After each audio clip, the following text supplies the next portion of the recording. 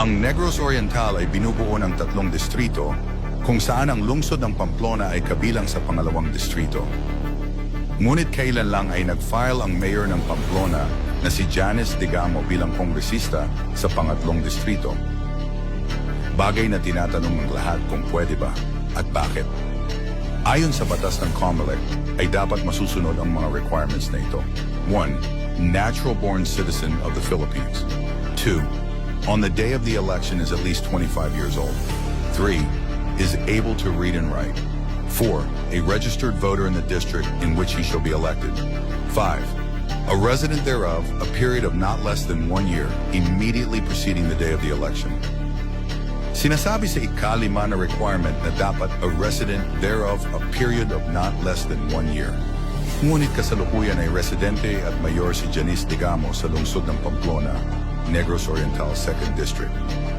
Kung batas lang ang susundin ay hindi pwedeng tumakbo si Mayor Janice Digamo bilang kongresista sa ibang distrito. At illegal din ang kanyang ginagawa sa harap ng COMELEC.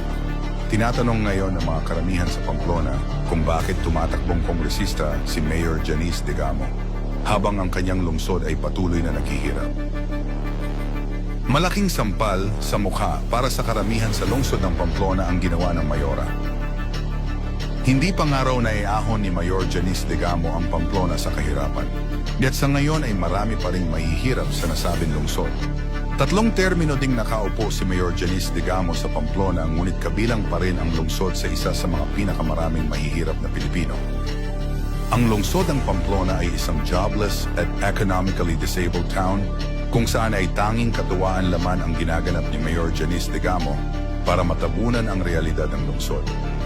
Patungkol sa pagtakbo bilang kongresista ni Mayor Janice Digamo sa ibang distrito, ay nilaglag umano nila ang isang kasamahan na winning candidate na si Colonel Ray Lopez. Desisyon at pasya ni Congressman Chiquiting Sagarbarria para maloklok lang si Mayor Janice Digamo bilang kapalit kahit na ito ay illegal. Kasama si Mayor Janice Digamo at ang pamilya Sagarbarria sa eleksyon 2025, bagay na kinamumuhian ng lahat.